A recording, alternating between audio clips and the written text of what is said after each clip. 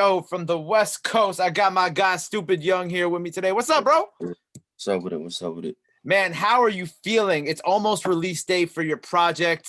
It's been a long time coming. It got moved because you're working on some last finishing touches. How are you feeling right now? I'm feeling good. I'm feeling like we put a lot of work into this project, a lot of energy. I'm feeling great. Yeah, I feel like you are one of the busiest artists I've interviewed this year as the year comes to an end, because you got this is like your third project out this year, because you had the Bars project, you had the Yellow Tape 2, and then you've had like a million singles. I was scrolling through your Apple Music earlier, and I was like, damn, when do the 2020 singles stop? So talk to me a little bit about, for all the people who are just getting to know you, whether they be here on the East Coast with me, or, they just stumbled upon your music upon the release of the new album. Give me a little history about yourself and how you kind of got into the whole rap shit. So I like hip hop rap since I was young.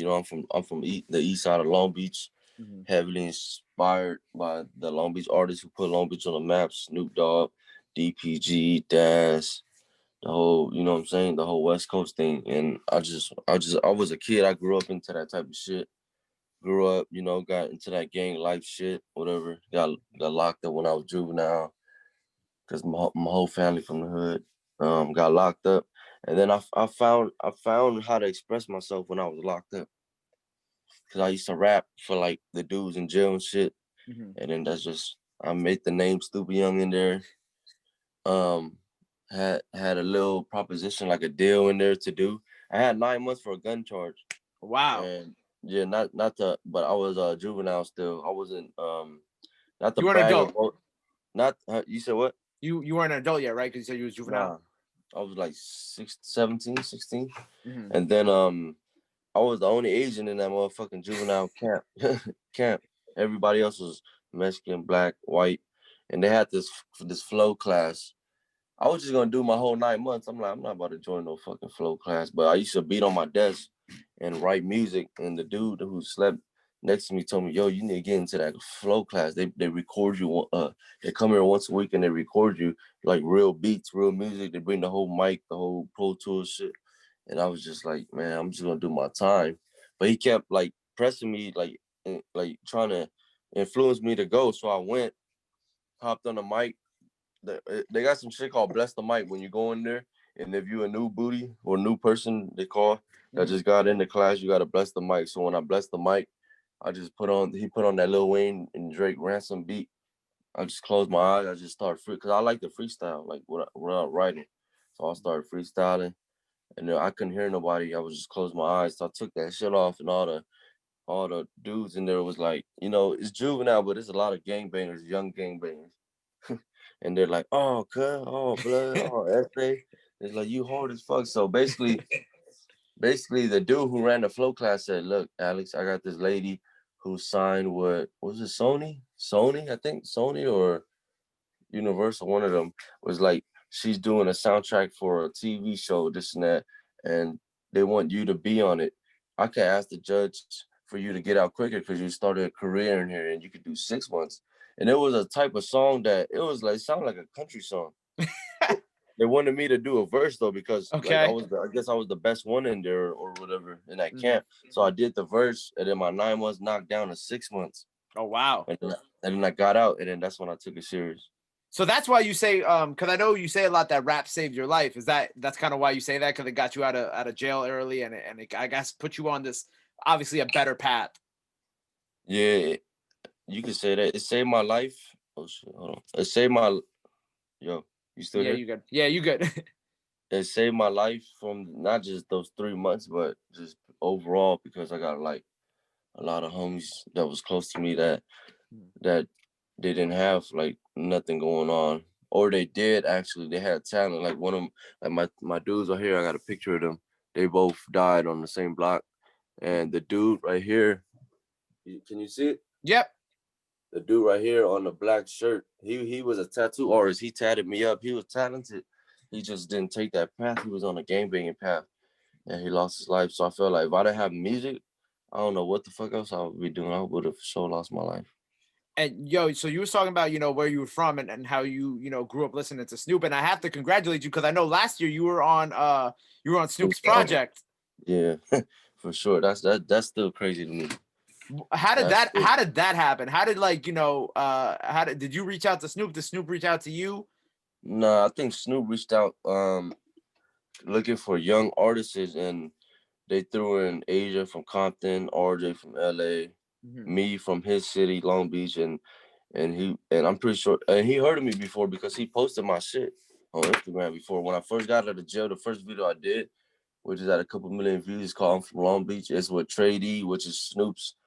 You know that he's part of the East Siders with Snoop, and then a lot of Long Beach cats who was it was like a Long Beach anthem basically. I'm from Long Beach, and that was the first song I did when I got out of prison, and then in 2015, 16.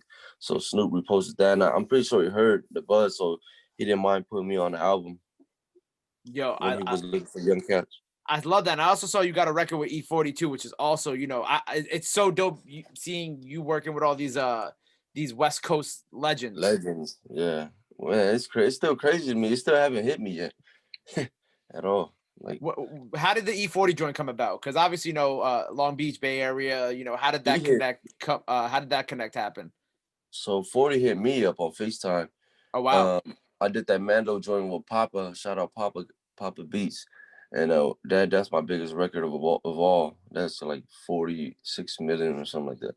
But he Papa hit me up like, yo, E40 heard your shit. He fucking with you. He want you to send him a record. And then he said 40 wants your number. And then we hopped on FaceTime, and then I sent him a record, and he wanted me to change something. I changed it, and he hopped on it, and it made the cut. Man, congrats on all that, man. That's so dope that you've been able to, you know, get these dope cosigns from West Coast legends. Um, Appreciate it. so with this new EP, I know like this new EP is different than everything that you've kind of put out in the past. Like with this project, you're like really telling a story. So talk to me a little bit about, like, you know, the concept of this project and why you decided to I guess tell a deeper story with this. Yeah, it's called From Here On Out, and I feel like a lot. I know there's a lot of rappers because I studied this music shit. When I was young, how I got into music, I grew up in a gambling house, right? Mhm. My dad was incarcerated in jail, in prison. My mom couldn't really, um, like she wasn't stable enough to raise me, so I'll stay with my grandparents, and my grandpa ran a gambling house, and Mhm.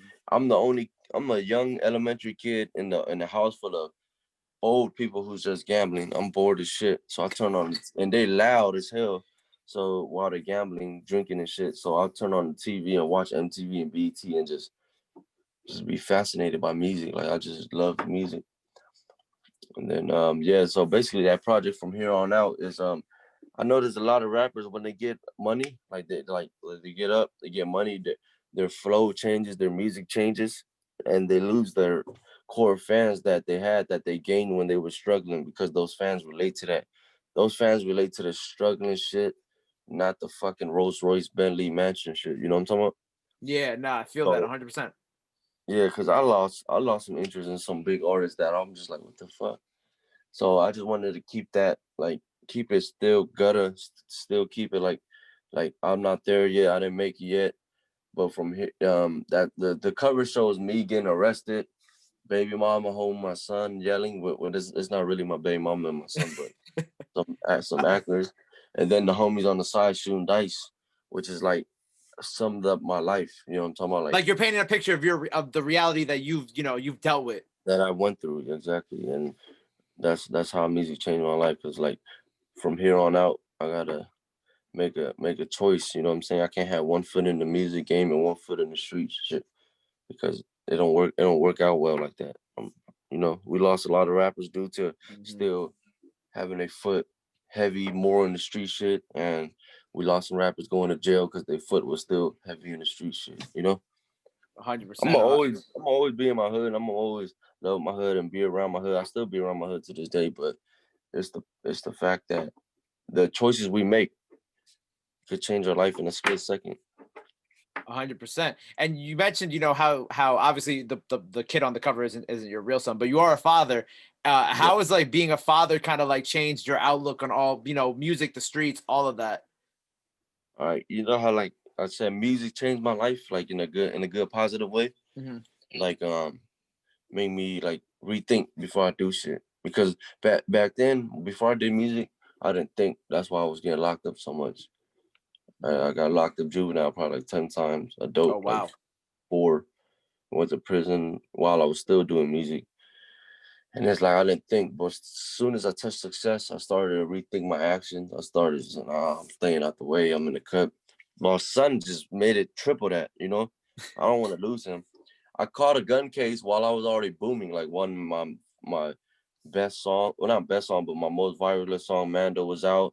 I'm already with Empire, I'm already touching money, Mm-hmm. and I still caught a case for that because I did the Adam 22 no jumper interview. Right.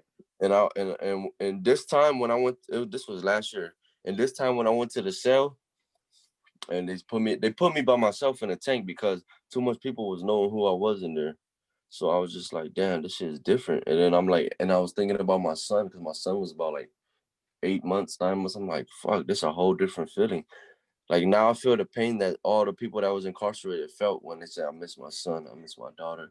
I was one of those now, you know? Right. Right. So So it really just kind of changed the way that you looked at everything after that. yeah, it's a blessing. And plus it like, I feel like it's like a different love when with my son. He's a perfect baby. Hey man, congrats on that, man. I love hearing that. So with this project, you know, what can the people expect from it? For the people who don't know you, for the people that who have been fans of you for a long time, what can they expect from this new project from you? Man, they could expect the realness, the authentic shit in there, hard work, the dedication. It's a you know, every time I do a project, it's loaded with features. A lot of people be like, man, I like to do a project. I don't need no features, but I I I just like to have features. That's just me because I feel like it's some, you know, it's different for the fans and shit. But Right. you know, we got T Grizzly on there, which is out with a stick. The Blueface supposed to, which just dropped last week. Super dope joint right there. Yeah, appreciate it. We have No Cap that's out. Basically gave the fans all the big features first because I don't want to I want to surprise them with my own shit, my solo shit instead of with the big shit, you know. Right, right. And I definitely think you from what I've heard at least, you definitely are gonna give them like, you know, what they want. What else you got coming up with this? You got some visuals coming with the project, you know, do you have anything else coming out for the rest of this year or 2021 and beyond? Yeah, when I drop this project, I'm gonna have at least two more videos with it. Maybe three, but at least two more videos with it. And yeah, well, you know, we're gonna go up. It's gonna go up. Hey, I'm already working ahead. So like all you're the already shit that thinking in 2021 and beyond at this no, point. no, yeah, seriously, I'm already have music for 2021, but this one is like I like this piece of work too because I did put a lot of time and effort and spent money on it and just gave it my all. So when I drop this, or like as soon as I drop this, I'm already ready for 2021. Like you know, I have a lot of projects in the vault and shit. So I also got to ask you, you know, I've been doing a lot of West Coast interviews lately, trying to, you know, bridge the connect from East to West Coast. You know, I've talked to Rucci, I've talked to Kalen, for real, I've talked to Cypress, and I've all asked them the same thing, and I think I 100% want to get your opinion on this. Who do we have to be looking out for when it comes to like, you know, new and upcoming talent from the West Side? Like who do we have to be in touch with on the East Coast? You know, with y'all with new talent and who's coming up in the game right now? Um, well, the East Coast, I'm not really tuned in, but I do fuck with I don't know. You heard of China Mac? I I have fuck heard with of, yeah, China Max dope. yeah, I I fuck with meant China more Mac. like from your side, like who's coming up out the West Side that the East Coast gotta get familiar with. Man, MB Nell. He's another Asian artist from Stockton. He's with Empire. Like not to be on no cocky shit, but you know, rap is a competitive sport. I feel like there ain't no a lot of Asian rappers that's fucking with me like that because a lot of people they talk that shit, but they don't got the credit to back it up. Because not to glorify any gang shit, but my neighborhood is the neighborhood I was from, the neighborhood I'm from, the gang shit is, it kind of helped in a way. It sounds weird, but it helps because the gang I'm from is the biggest Asian gang in the United States, was one of them, and they're worldwide. Like we got a hood in Boston, in Lowell, and Lynn, Massachusetts, where a lot of Cambodians are, which I'm Cambodian, and then we're in Long Beach and we're in Stockton. But MB Nail's from Stockton, and I feel like there's not a lot of rappers, Asian rappers, fucking with me except MB Nail, which I salute. I give the credit to because he got it. He's like a different version of me, but But from a near different area. Stockton, from up north California. Dope. So we definitely got to be on the lookout for him. Man, I appreciate you taking the time out of your day to chop it up with me and tell me a little bit of your story. This has been great. Anything else that the people got to know that you got coming up that you want to promote? Obviously project coming out 12/18. Anything else you want to promote before we sign off here? From here on out, dropping on the 18th. You know what I'm saying? I got some more surprise features dropping. Oh yeah, Draco the Ruler, who is like killing LA right now. I don't know if he the king of LA, but it seems like he just got out. He beat his murder charges. He just dropped today. Go get that Draco the Ruler tape. We Know the Truth out now. I'm on number 6, I believe. Lil Boosie. I'm on the song called Lil Boosie. Dope. And that's out. More features on the way, more visuals on the way, more merch, official, thelabel.com. And yeah, man, I'm gonna keep working. As long as I'm living, I'm gonna keep working. Boom, there it is. Drop your IG so the people can follow you real quick. My IG is @$Young. It's DOLLASIGNYOUNGG. It's 2 G's at the end of Young. $Young with 2 G's at the end of Young. So yeah, tap in. Boom, man. There it is. Stupid Young on the radar. I appreciate you, bro. Sure, brother. Appreciate you.